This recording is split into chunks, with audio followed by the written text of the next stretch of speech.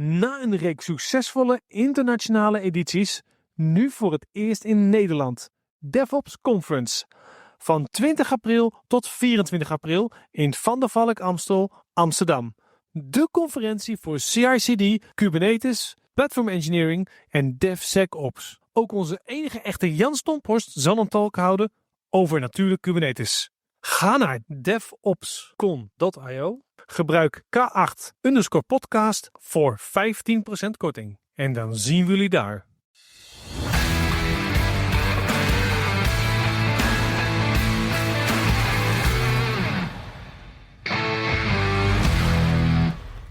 Welkom bij een nieuwe aflevering van de Nederlandse Kubernetes Podcast. De podcast over Kubernetes voor iedereen. Ik ben Ronald Kersen en zoals altijd met Jan Stomphorst. Hallo Jan. Hallo. Nog steeds op TechX? Nog steeds op TechX. Ja, hou je het nog vol? Nou, het is ontzettend leuk. Veel mensen lopen constant mensen langs. Dus af en toe denk ik, oh, wat gebeurt hier nou weer? Het is wel echt internationaal, hè? Dat is wel echt... It's really international. Really international. Thank you for... There we go again. There we go again. So, we have another guest in our podcast. It's Maurice Côté. Yes. From Devolutions. Welcome. Hello. Thanks for having me. It's a pleasure. And Maurice, can you please introduce yourself to our listeners? Yes. So I'm currently the VP of Products at Devolutions. We're a French-Canadian company offering software in password management, connection management, and privilege access management. Okay. And before we get into all that nitty-gritty, can you please also tell us what is your background? How did you get started in the IT? Oh, yes. I was studying software engineering, and I elected to work for startups. And I was the guy that had to take care of IT without having studying it. You know, it's just... We can all relate to that. Yeah. So, I took out the garbage as well. So IT... startup mentality, you do what needs to be done. So I learned IT from there, setting up networks. And I used to work in the medical field, and we put a personal health record online. And the first security consultant we go to, he says, please don't do that. Well, we're in 2000 at the time. So let's go ahead. And that's where I learned IT and good stuff like containerization and cloud init of images and stuff like that. So I had to learn it and do it before we could afford experts. Yeah. What's your favorite thing to learn? Oh, yeah. I just love to learn new stuff. It's and today we work with virtual images everywhere. So how to have a repeatable process that is foolproof and fail-safe, that's really the target. It's a dream that you need to rely on, because we can't afford to spend time on so many individual machines like we did in the past. It has to work right now from the first attempt. Yeah. You also have a talk here tomorrow, if I'm not mistaken. Yes. What's it about? We're talking about zero trust and privileges. In the EU, what is coming is the NIS2 directive. Yeah. In the financial sector, it's DORA. And, in the past, we're really big in German-speaking countries. And we feel that it was, at the time, GDPR that helped us to get out there, and people knew about us because we were handling privilege well already at that time. So NIS2 is coming into effect really differently depending on the countries. The advancement is really different for everyone. But for our listeners, NIS2, what is the directive? What is in two sentences or three?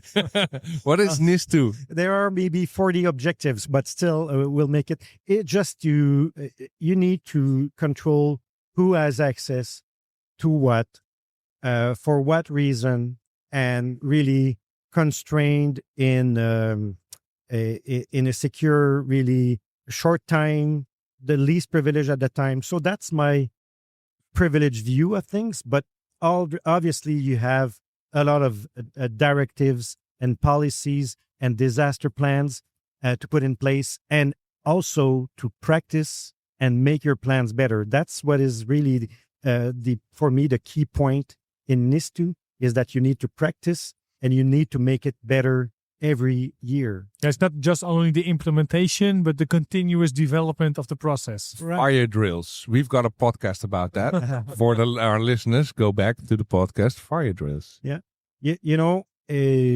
We sell PAM, Privilege Access Management, and a lot of people buy it for the wrong reasons. They have a checkbox for insurance purposes, and they say, I'm told I need a PAM. So sell me a PAM. Okay, what do you want? No, I want a PAM. Well, you want password rotation, you want privilege, what do you want? And they just want to check that box. So they're buying for the wrong reasons. And we're fine with that. We understand. We offer value and we make it as easy as possible. But for those that are really ahead of the curve and are on the, again, that curve, that graph of cybersecurity posture, you might be, let's say, at a 2. And you may aim for level 4. And for other companies, they want to want that 8 out of 10 and 9 out of 10, which is really hard. So you can pick and choose and decide what's your destination. But no more should compliance be just that checkbox. It should be, you should consider it the lifeblood of your organization. How do you survive attacks? And are you ready to survive and flip and come back online if you are attacked? And, pessimists will say it's not if, it's when. Yep. And check. So you need to be ready and prepare in all facets. It's a really huge undertaking. Cool. Yeah. So I saw you all also have a Kubernetes operator. Yes. What can you tell us about that? Yeah, our company, we say dog fooding. So we're eating our own product. And that changed the way we do things. When we decided, okay, we're going to live and breathe PAM, it changed our things. And we said to our DevOps, it was really early stages of DevOps becoming a thing. And we told them, you need to use our products. And they said, it's really hard for me to use it. At the time, we were Windows hosting only. And we do have many clients, but still Windows hosting, you had to have the database on Windows. And they said, no, it's not for us.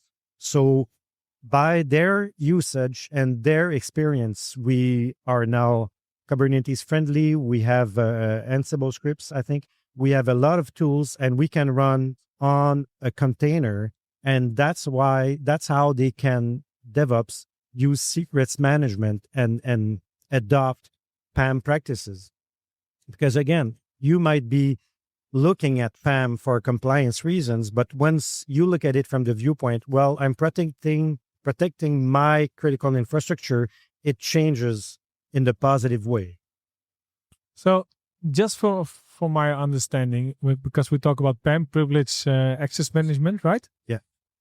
What does it do different than the usual access management? Like if you have an Active Directory with policies in place. Yeah. What's the big difference in that? Well, the target for my viewpoint is zero trust, but you can still use, let's say the CIS controls. They were really popular. For them, it was acceptable to have 2 accounts because you know that the most dangerous thing you do all day is opening emails, right?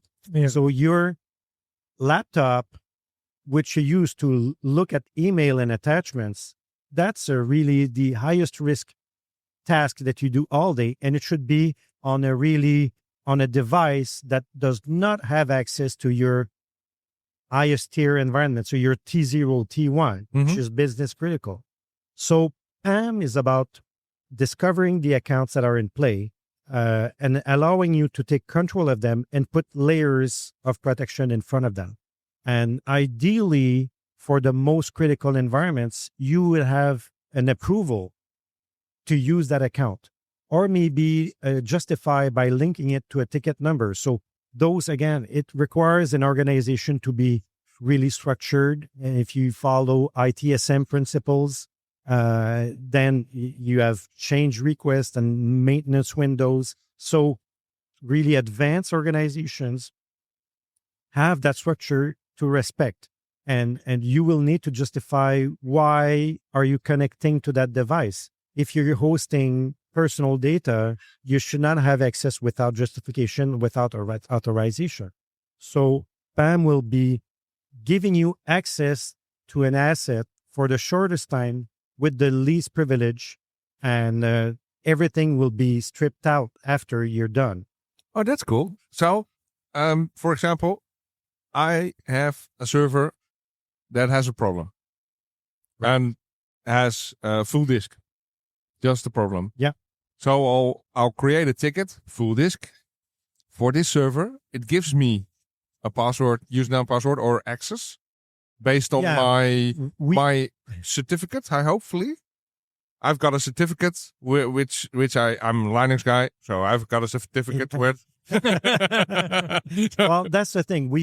Ideally, we will use your identity provider to allow you to access. Okay, system. identity provider. Yeah. Doesn't matter.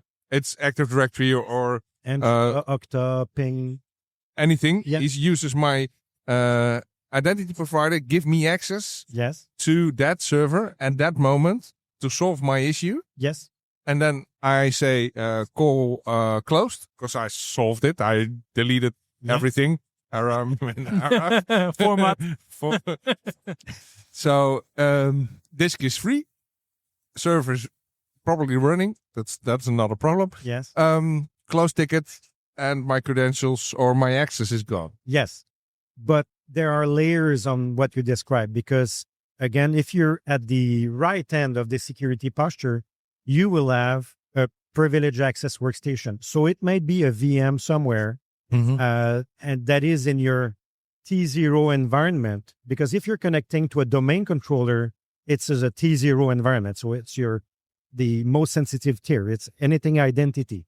So maybe you will launch a session to reach your T0 management workstation, your PA, privileged access workstation. And from there, you will have access to the server. And then that way, your identification token is not on your computer. It's on the management workstation. So the bad guys cannot steal the token to do a lateral movement. So that's 1 degree of separation more. But that's more based on Windows or no, we could go through an SSH tunnel to a management workstation, even in Linux. Because I don't use Windows. So that's what our DevOps guys said. Windows. That's why we have Mac, Windows, and Linux clients for our tools. Yeah. Awesome. Yeah. So, okay. But that's a privileged machine. But then that privileged machine has access to that server with that full disk. Yes. Yes. But with credentials on there. But you said, deeping diver, further, open a call, and then you've got access to that machine. Yes, because we go through a bastion server. We call ours a gateway. So you need to jump through a hoop to reach that management server because it is in your T0 infrastructure. It lives there. It needs to be tied in. So probably have 2 network cards and be accessible from dual networks. 2 network cards, making a router, solved. Sorry. We want to keep that authentication token under Windows. You're correct. But use in the ideal world, even in Windows domains, and we try to replicate what is done under unfederated boxes, so unfederated Linux, you would log in always using local credentials. But again, that's at the right end of the spectrum in the security posture, because some customers I meet say, okay, that's how we do stuff. We elected to undergo ISO 27001 and SOC 2 and SOC 3 because we hold customers' secrets. We hold their passwords. So it was a choice. but still, it requires really a lot of justification, a lot of paperwork to reach at that data. I kind of lost my point there.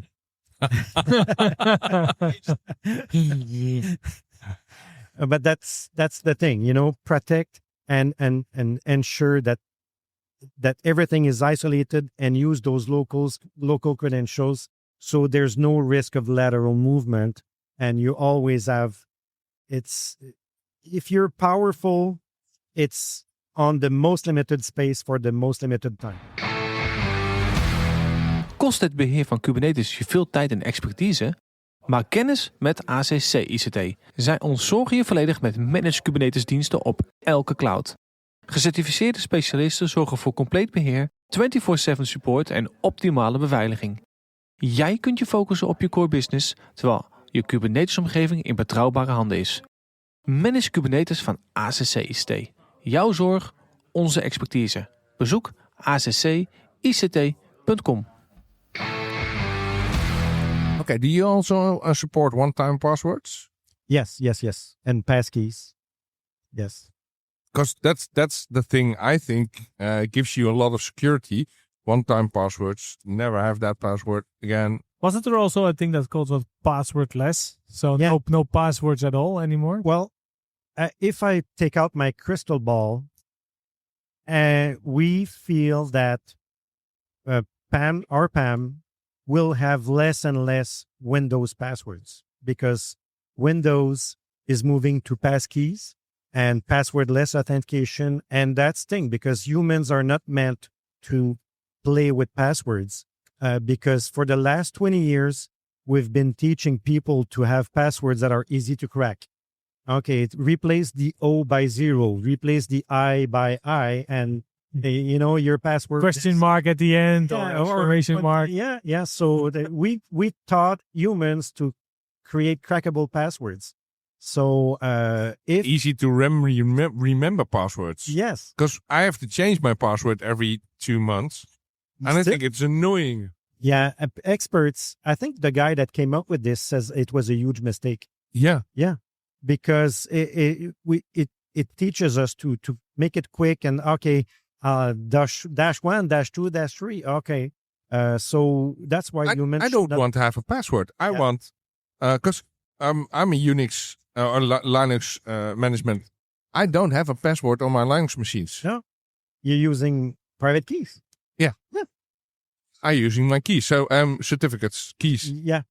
That's why I said certificates. But I'm using private keys. Yeah, I think that's awesome. Yes. And that's the goal. Passwordless, but ultimately at the end game, since you're using a least privilege certificate to do your day-to-day, you want a high privilege certificate to do your most sensitive tasks. So again, it's that duality, and again, CIS controls said that's the end game. That's the end goal. If you live with dual accounts, you're fine.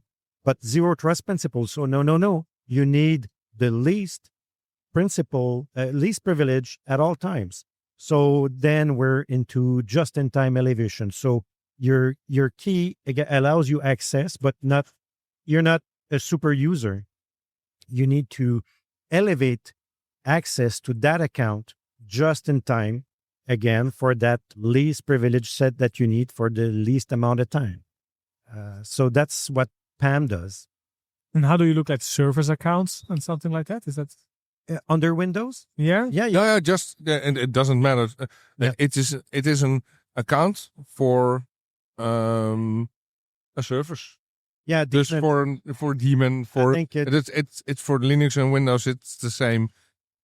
And you've got on Azure, it's called an application. Application. Yeah. We have a few options there, but what is different about rotating a password for a daemon or service is that you need to also change it. Yeah. On the other side. And yes. So we call that propagation, password propagation.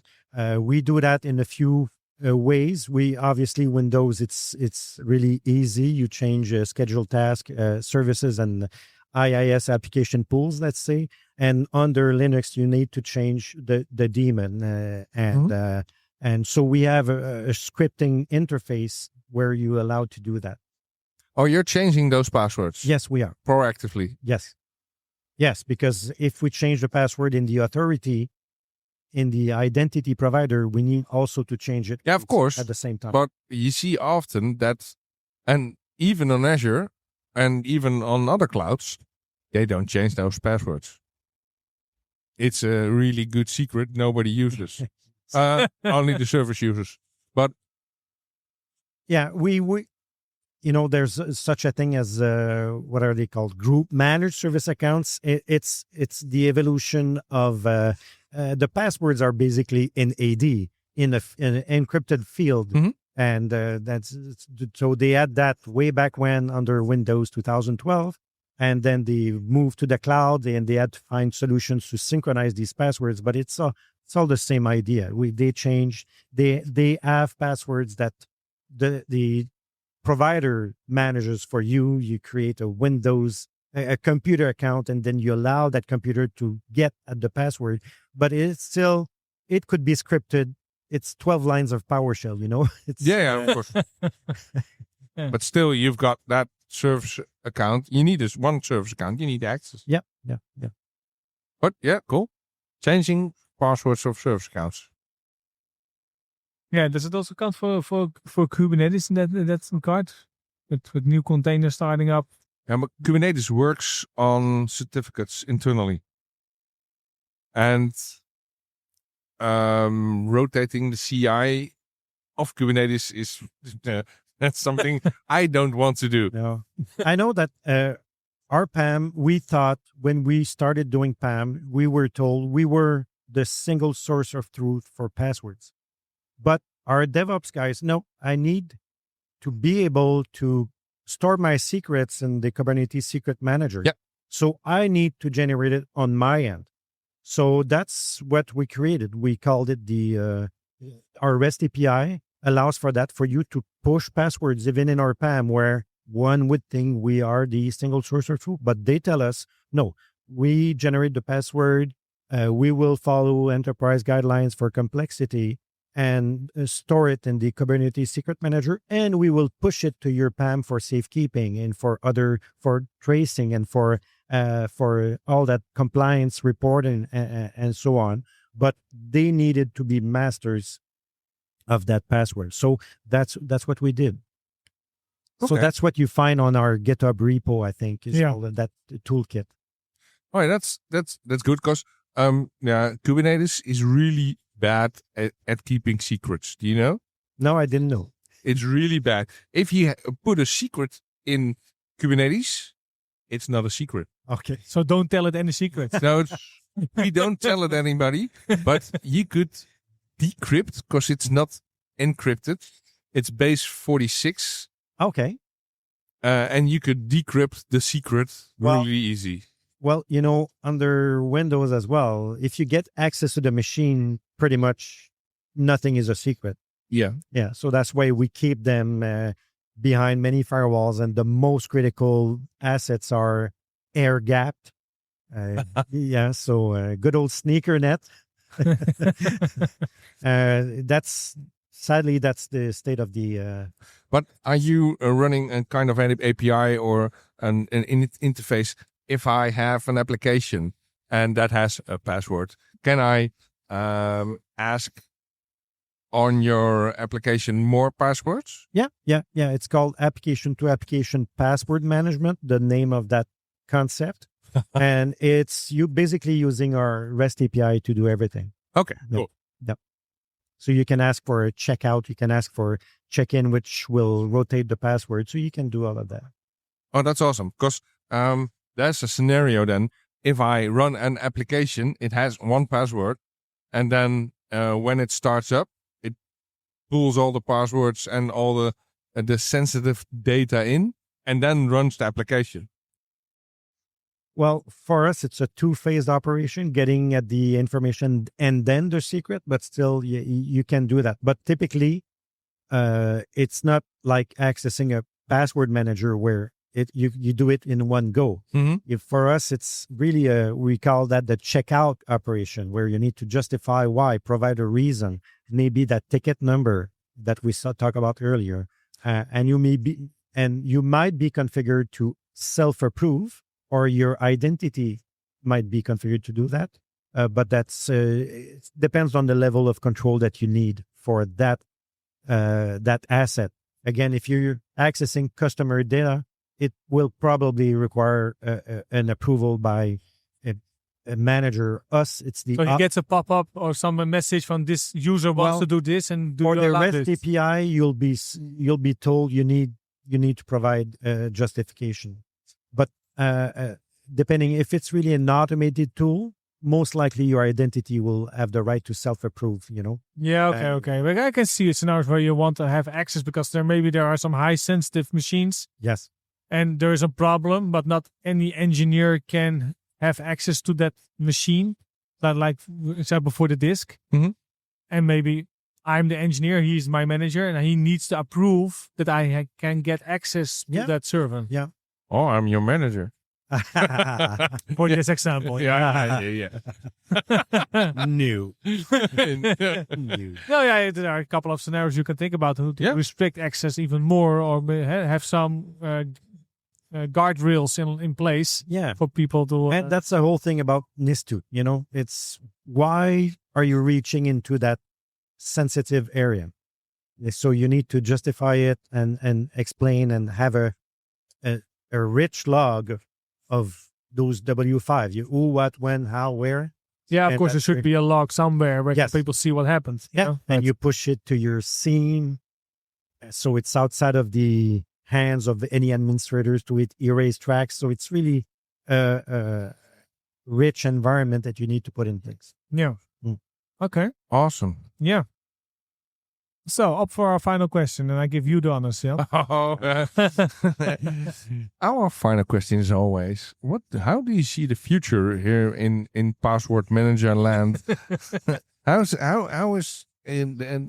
things evolving? Well, passwordless, so no more passwords. Mm-hmm. We handle the privilege that is given to you at the latest minute for the least amount of privilege for the least amount of time. It's really negative. Does it sound like it? It's least, less, less. But you can sleep better at night because that account has changed passwords, and we're moving also to just-in-time, not elevation, but provisioning. So we create accounts on the fly and drop them. So if you count the number of hours in a year, and you work, let's say, an hour per work day with a privileged identity, that account exists for 250 hours per year. So it's much less window of opportunity for attacks. So reducing that risk and justifying why you're doing stuff without passwords. Awesome. Yeah. I think without passwords is my kind of future. Yes. Private keys everywhere. Yeah. Thank you very much. Yeah, thank you very much. Thank you for having me. Okay, and see you next time. See you. Okay. Bye. Okay. Bye-bye. Deze podcast is een initiatief van ACC ICT en wij zijn te beluisteren op onze website k8spodcast.nl, via Spotify, Apple en alle andere favoriete podcastproviders.